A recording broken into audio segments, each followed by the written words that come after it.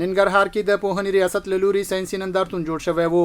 په دغه نندارتون کې د بیلابیلو ښوونځیو زده کوونکو خپلې پروژې نندارې ته وړاندې کړې. د نصرت لیسې زده کوونکي وایي دوی د وسلو په جوړولو کار کړی. موخه او فکر ورڅخه د اسلام او هیواد څخه دفاع کول دي. نو دغه انګیزه ماته راغله چې زه باید داسې یو شی جوړ کړم چې خپل هیواد او وطن دفاع لپاره یو باعث وګرځي. نو انشاءالله آینده کې زموږ چې دی دا دغه دی چې انشاءالله ښه وسلې او مهمات به چې انشاءالله موږ جوړوو. د 28مې ویالې ښوونځي زده کوونکو بیا مایکروسکوپ جوړ کړی.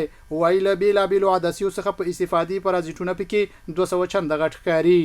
زما چې دا مایکروسکوپ جوړ کړی دی دا کولی شي عملي پلاستونه ښکاره کړه د کوم چې د نشایستې د کوچنۍ دانو څخه جوړ شوي دي او کولی شي د پیازو حجرې حاصل ښکاره کړه او د رومیانو چې کوم پوستکي کې اخلي حجرې ښکاره کړه او دا کولی شي تقریبا تر 200 پورې یو شی غټ ښکاره کړه. دغه راز د سردار محمد داود خان لیسې زده کوونکو بیا له اوبو د برېښنا تولید توربین جوړ کړی.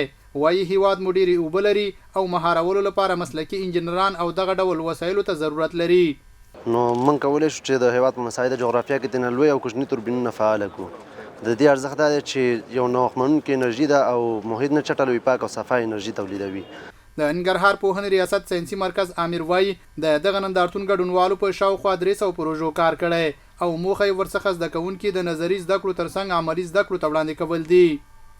خوشبختانه به ووایم چې موږ الحمدلله زده کوونکي د ساینس او ریاضیاتو برخې نه عملي برخې ته وړاندې کړي. تقریبا په ننګرهار کې په ټولو پوهنې امریتونو کې تقریبا د 300 پروژو په تعداد کې زده کوونکو پروژې جوړې کړي دي چې عملاً تاسې دلته وکتل او نندارې ته مو وړاندې کړ. هدف دې نه دا دی چې زموږ زده کوونکي ساینسي تفکر او ودې ته پراختیا موږ ورکړو. څنګه وکولی شو موږ زده کوونکي په ساینس او ریاضیاتو کې د نظري برخې نه عملي برخې ته وړاندې کړو. په ټوله کې زده کوونکو ته د نظري زده کړو په خوا کې عملي زده کړې مهمې دي ترڅو په راتلونکي کې مسلکي اشخاص ولرو.